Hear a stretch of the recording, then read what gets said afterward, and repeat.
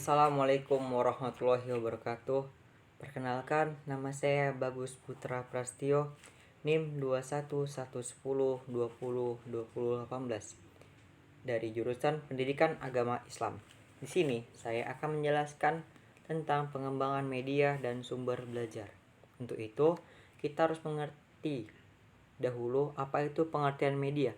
Secara etimologis, kata media berasal dari bahasa Latin medius dan merupakan bentuk jamak dari kata medium yang secara harfiah berarti perantara atau pengantar.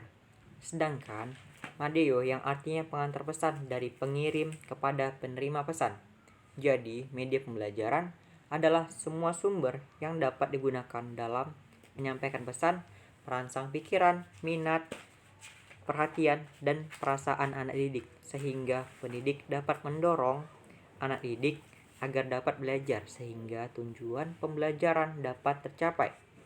Selanjutnya, kita harus mengetahui sejarah pengembangan media.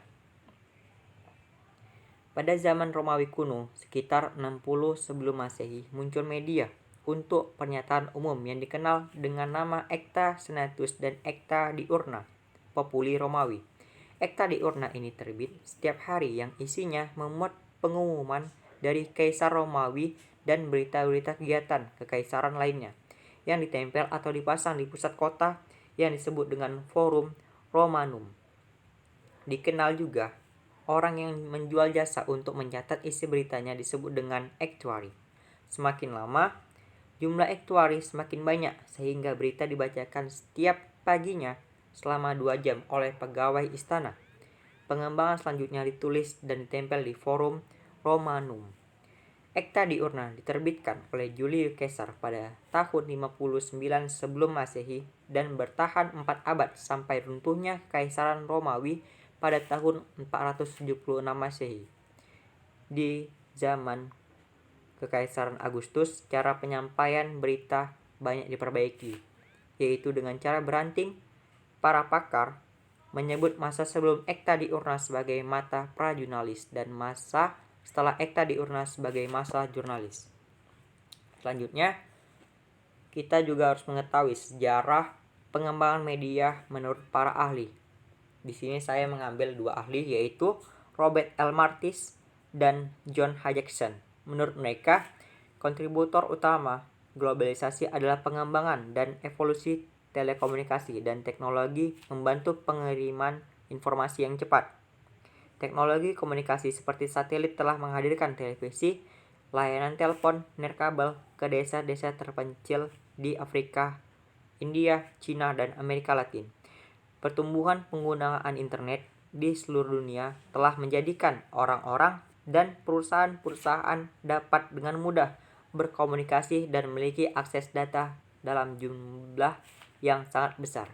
Selanjutnya, kita juga harus mengetahui macam-macam media. Yang pertama, media audio, yaitu yang berfungsi untuk menyalurkan pesan audio dari sumber pesan ke penerima pesan. Yang kedua, media visual, yaitu media hanya mengandalkan indera penglihatan. Yang ketiga, media audiovisual, media yang mampu menampilkan suara dan gambar. Yang keempat, media serbaneka, yaitu media yang disesuaikan dengan lingkungan. Yang kelima, media fotografi, yaitu diperoleh dari beberapa gambar dan foto. Dan yang terakhir, yang keenam adalah media peta dan globe. Untuk selanjutnya, kita juga mengetahui apa itu fungsi dan manfaat pengembangan media pembelajaran. Yang pertama adalah fungsi. Ke-1, membangkitkan motivasi belajar. Yang kedua, mengulang apa yang telah dipelajari. Yang ketiga, menyediakan stimulus belajar. Yang keempat, mengaktifkan respon siswa. Yang kelima, memberikan umpan balik dengan segera. Dan yang terakhir, menggalakkan latihan secara serasi. Yang kedua, manfaatnya. Yang pertama, menarik perhatian anak. Yang kedua, mengatasi keterbatasan informasi. Yang ketiga, membuat pembelajaran interaktif. Dan yang terakhir adalah tujuan. Tujuan pengembangan media pembelajaran adalah membantu guru dalam menyampaikan pesan-pesan atau materi pembelajaran kepada siswanya agar pesan lebih mudah dimengerti, lebih menarik, dan lebih menyenangkan bagi peserta didik. Mungkin itu saja yang dapat saya sampaikan. Saya ucapkan terima kasih. Assalamualaikum warahmatullahi wabarakatuh.